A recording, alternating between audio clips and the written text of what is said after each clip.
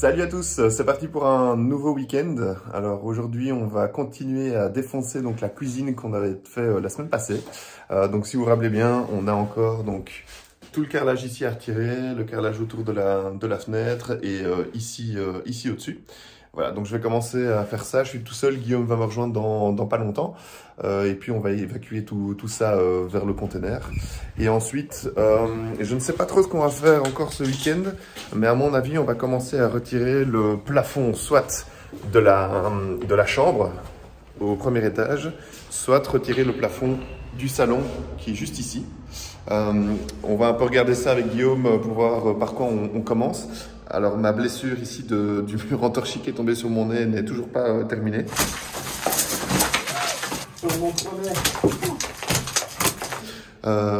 Il va falloir 2 semaines à mon avis pour que ça parte. Voilà, donc ici je vais commencer par la cuisine et on verra bien ce qu'on fait avec Guillaume après. The journey is usually the part that you remember anyways. Pour info, mon mur tient très bien. C'est pas le meilleur mur du monde, mais il tient ce qu'il faut. Alors mon père vient de passer et on a un peu analysé le mur ici. Et on est en train de se demander si, en fait, ce mur-ci, on pense qu'il n'est pas du tout connecté au mur de la façade de la salle de bain. Parce qu'il y a en fait une poutrelle métallique qui est juste là. Du coup, ça voudrait dire en fait que ce mur ne tient à rien du tout. Donc il est juste là à être pourri en fait. Donc la réflexion c'est de savoir est-ce qu'on ne le détruirait pas et est-ce qu'on ne reconstruirait pas un mur vraiment bien propre pour être sûr d'avoir un truc bien sain et qui tient bien, parce que donc encore une fois on a ce bois ici, on a les briques qui ne tiennent pas trop. En tout cas ici c'est vraiment alarmant. Je sais pas si on le voit en vidéo. Donc ce serait quand même bien de pouvoir le supprimer et le reconstruire complètement. On va étudier ça avec mon père et si c'est le cas, on fera en sorte de le reconstruire assez rapidement. Ça nous permettra également de redéfinir un peu les espaces aussi. Peut-être faire une cuisine un peu plus grande ou une buanderie un peu plus grande, on verra bien. Donc ça peut être une bonne nouvelle. Et alors ici, ce mur-ci, donc il n'est, comme j'avais dit dans l'autre vidéo, pas connecté ni par là, ni par là. Donc ça pourrait être aussi une bonne idée de le supprimer complètement et mettre une cloison en métal stud Gyproc pour avoir un truc bien propre, bien lisse. Et vu que la porte ici est à serrage, à cause du poids du mur, on le retirerait assez facilement, quoi.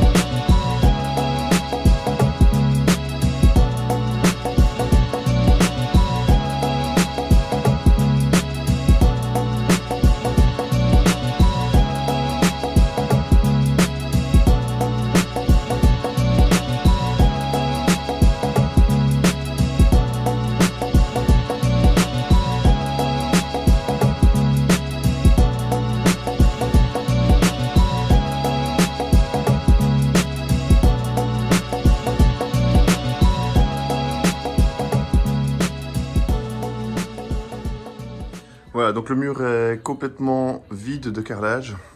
Par contre, en retirant les carrelages, on voit bien que le mur est vraiment complètement explosé. On voit même à travers. Et donc quand je me mets sur le côté ici comme ça, je vais essayer de montrer.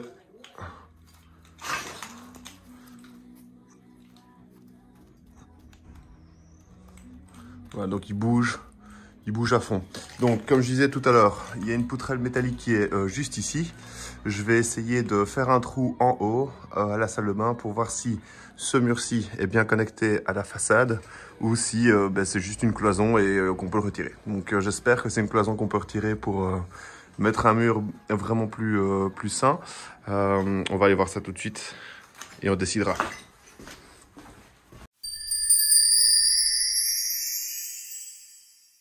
J'ai réussi à retirer un petit peu de briques. Donc là, c'est la poutrelle qu'on voit juste en bas. Et donc, si on regarde bien, donc la poutrelle ici, elle fait quoi? Elle fait la longueur de mon doigt.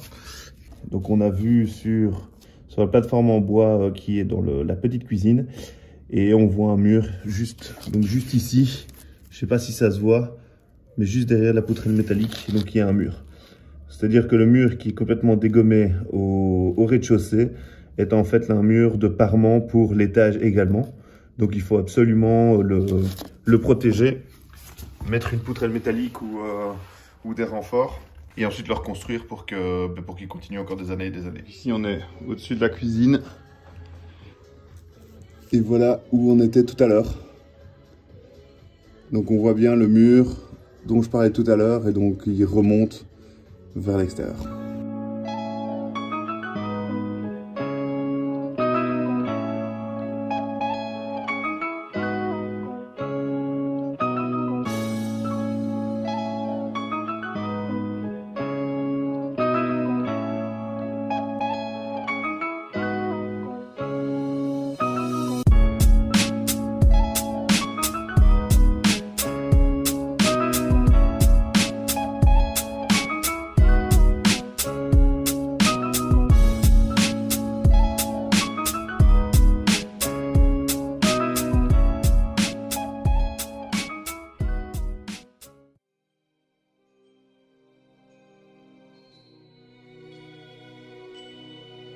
On a trouvé un petit nid de guêpes qui est encore vivant. Enfin, en tout cas, il y a 2 ou 3 guêpes dedans. On ne sait pas trop quoi faire.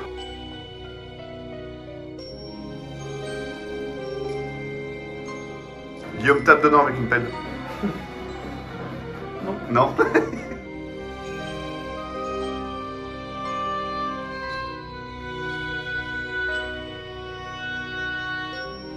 Vas-y, Guillaume. Bon, tout le monde te regarde. Vas-y, Guillaume. Vas-y. Vas-y, Guillaume.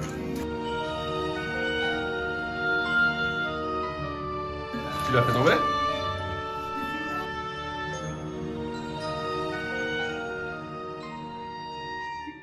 Ouais, il y a plein de petits trucs qui volent là. C'est des bébés guêpes. Ouais, mais justement, il faut qu'ils partent. Là, il y en a une grosse. Non, moi, je vais pas. Moi, je vais se manger.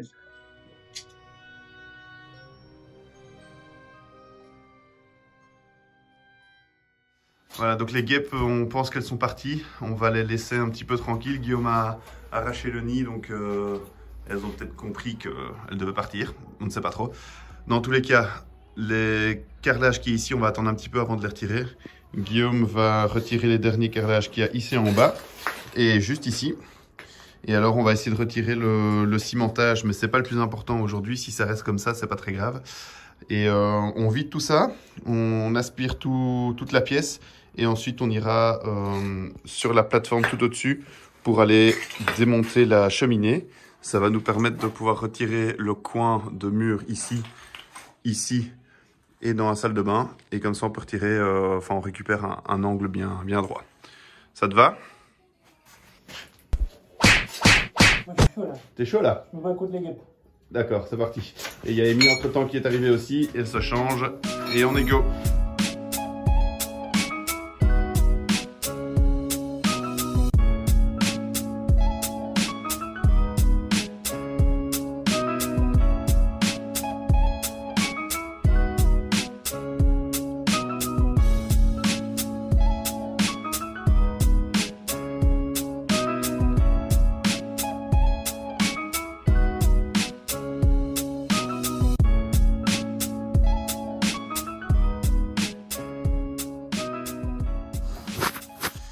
Voilà, donc il n'y a plus du tout de carrelage dans cette pièce. Une bonne chose de faite.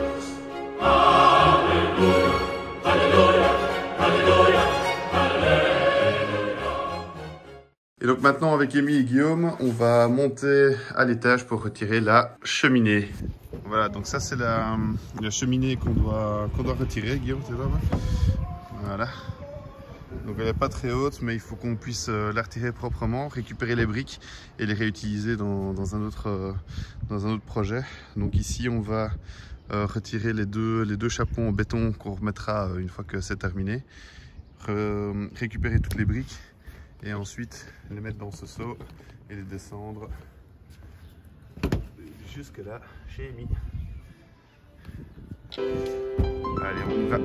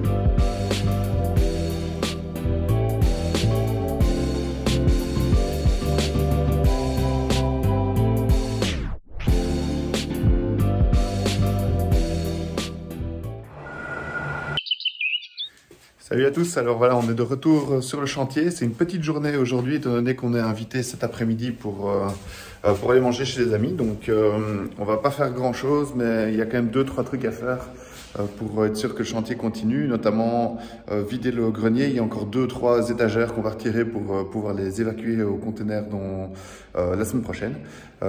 Et je vais aussi continuer à regarder ce qu'il y a comme petites choses à retirer, du style tuyauterie de gaz, tuyauterie à eau dans la salle de bain. Donc je vais retirer tout ça, comme ça la semaine prochaine on peut faire un bel aller-retour au container et on continuera sur le chantier après. On était quand même super content de voir que le matin, donc dès 8h30, donc il y a du soleil qui passe directement par ces deux fenêtres-là, donc la future cuisine, hein, pour rappel. Et alors, dans la cour où il y aura la future cuisine, donc ce soleil sera aussi évidemment directement dans la nouvelle structure grâce à la fenêtre de toit qu'on va installer. Peu importe le moment de la journée, on aura du soleil, ça c'est vraiment super agréable.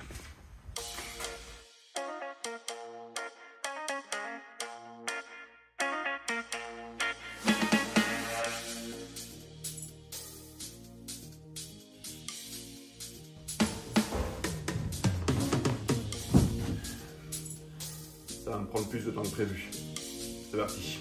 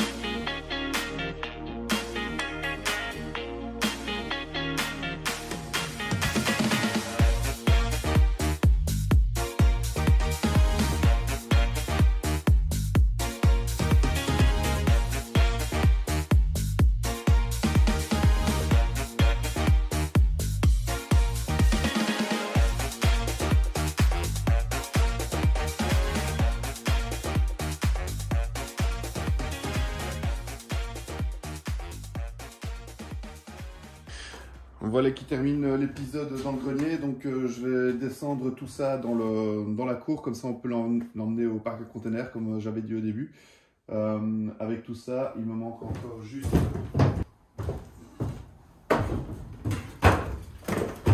cette étagère qui est très stable.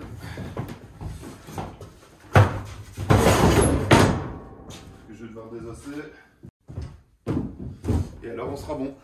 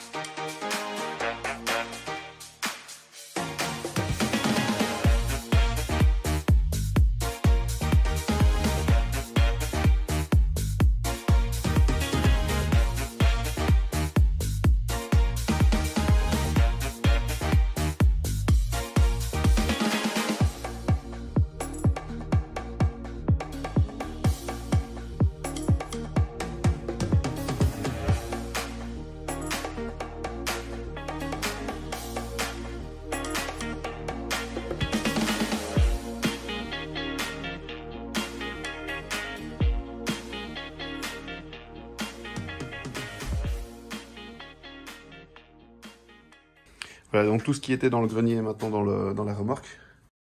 C'est prêt à partir au container dans les prochains jours.